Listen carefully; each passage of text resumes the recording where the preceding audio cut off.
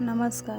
आज माझ्या रेसिपी चॅनलवरती तुमचं स्वागत आहे. आज पाहूया आपण रताळाची पोळी कशी बनवायची रेसिपी.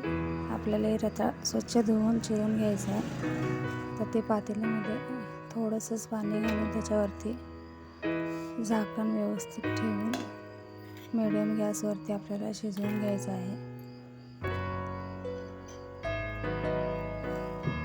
बघू शकता मीडियम गॅस केलेला आहे. आता रताळा शिजलेला आहे.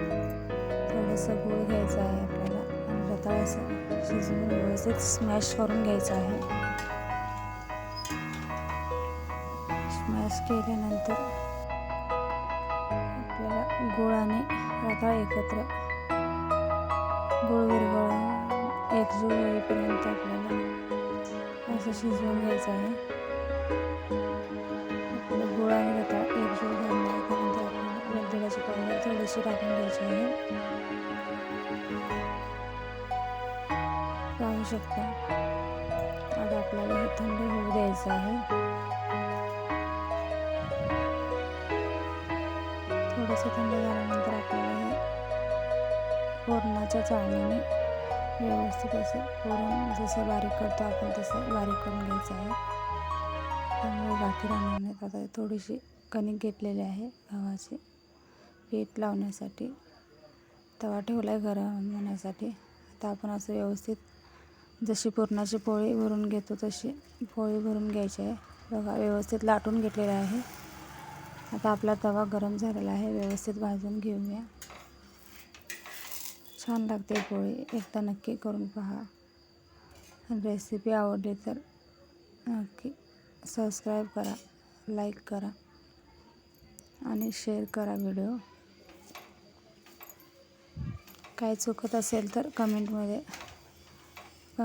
लिहा. बघा आपली पोळी किती छान झालेली आहे. व्यवस्थित भाजून घ्यायचं आहे आपल्याला. जसं आपण पुरणाची पोळी बनवतो तशीच ही पोळी बनवायची आहे आपल्याला. खूप छान लागते पोळी. एकदा नक्की बनवा. बघू शकता. माझ्याकडे माईक नसल्यामुळे आवाज थोडासा व्यवस्थित येत नाही. थोडंसं समजून घ्या. पाहू शकता पोळी फुगते आपली. छान लागतात रताळ्याच्या पोळ्या. नक्की बनवा. पाहू शकता व्यवस्थित भाजलेली आहे पोळी. आपल्याला दूध पोळी खायलाही छान लागते. पाहू शकता आपली पोळी भाजून तयार आहे. दुसरी पण आपण भाजलेली आहे. पाहू शकता. रेसिपी आवडली तर प्लीज चॅनलला सबस्क्राईब करा आणि जास्तीत जास्त व्हिडिओ शेअर करा. अशाच नवनवीन रेसिपीज पाहत राहा. बघा